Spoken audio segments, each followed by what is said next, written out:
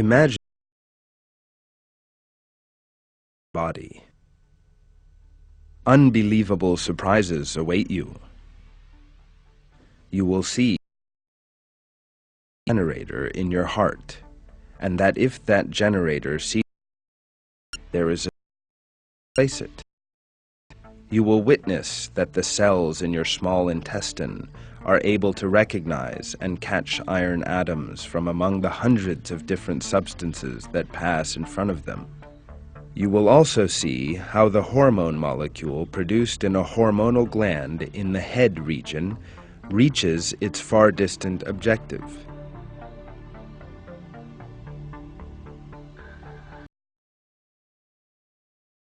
Looked at from this perspective, the human body is like a city or a world unto itself. Inside that city, there are means of transport, buildings, factories, infrastructure systems, apparatus equipped with a technology far superior to the most advanced human technology, expert personnel displaying an unexpected consciousness, fully equipped troops, and much else beside. Furthermore, this world does not exist in your body alone. Everyone you see around you, your mother, father, brother, or sister, friends, people in the street, actors you watch on television, in short, everyone alive on this earth, and even everyone who has ever lived as a human being, possesses this same flawless world. One needs to reflect in a very sincere manner in order to become acquainted with this world and become aware of the proofs of flawless creation within it.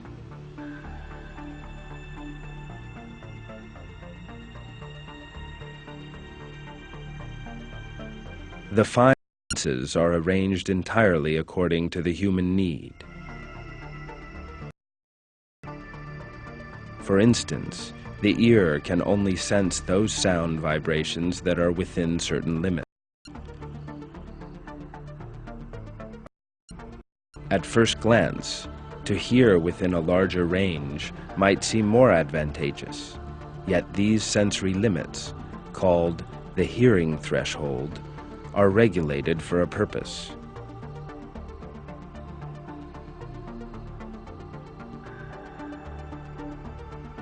If we possessed very sensitive hearing, then we might even hear the noise made by an ant as it walks along. Then, life really would be very irritating for us. The same delicate balance holds true also for the sense of touch. The nerves sensitive to touch lying under the human skin are made sensitive in the best possible way and are spread all over the body.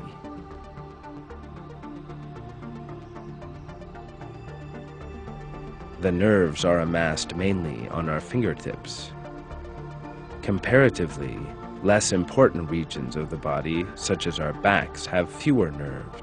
This provides great advantages for man. Let us imagine if the contrary was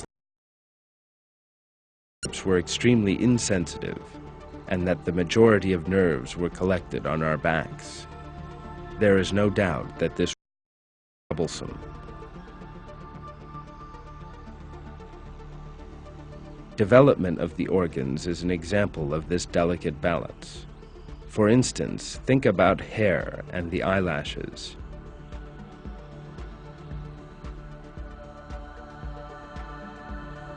Although both are ultimately hair, they do not grow equally in the same period.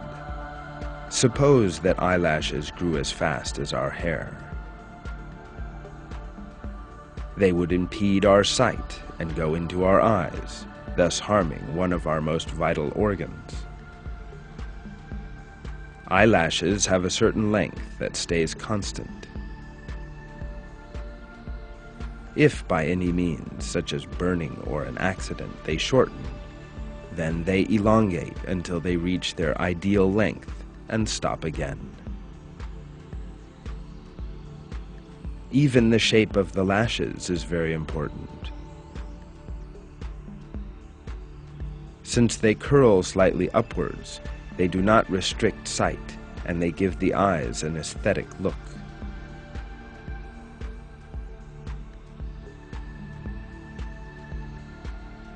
As the lashes grow, they are covered by an unusual oil secreted by specific glands located at the rim of the eyelids. This is why our lashes are not rough and straight like a brush. This measured creation is strikingly revealed in the new baby as well as in adolescence.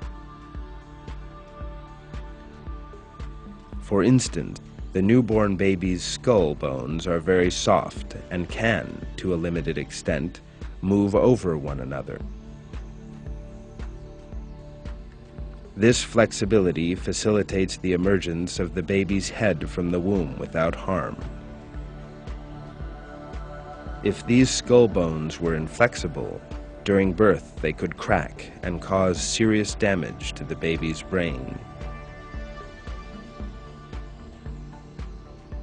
With the same flawlessness, all of the organs in a human being develop in harmony with each other in the course of development. For example, in the development of the head, the skull that encases the brain grows along with it.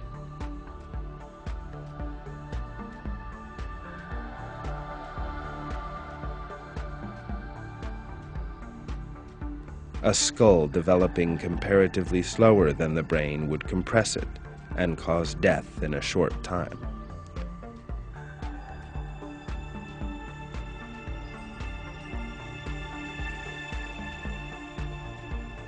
The same balance is also true for other organs, such as the heart, lungs, and thorax, the eye, and eye socket.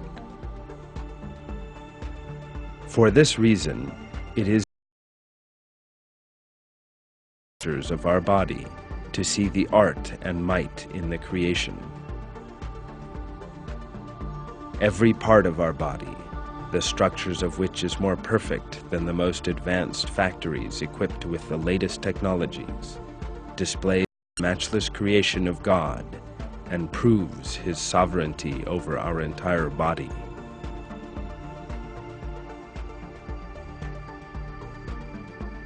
Let us cite another very important example for our lives. Speech is an effortless function of most human beings. Man never plans how far apart the vocal cords should be, how often they should vibrate, in which sequence, how often, and which of the hundreds of muscles in the mouth, tongue, and throat should be contracted and relaxed. Nor does he calculate how many cubic centimeters of air should be inhaled into the lungs, and how fast and at which frequency this air should be exhaled. We could not do this even if we wanted to. Even a single word uttered from the mouth is an outcome of the collective working of many systems, stretching from man's respiratory system to the nervous system, from the muscles to the bones. What happens in case of a problem in this coordination? Different expressions might appear on our faces when we want to smile, or we might not manage to talk or walk when we want to. However, we can smile, talk, walk anytime we want, and no problems occur, because everything mentioned here is accomplished as a result of the fact of creation, which logically requires infinite intelligence and power. For this reason, man should always remember that he owes his being and life to his Creator, God. There is nothing for man to be arrogant or boastful about. His health, beauty, or strength is not his own work, and it is not given to him eternally. He certainly lose his health and beauty. In the Quran, this is stated as,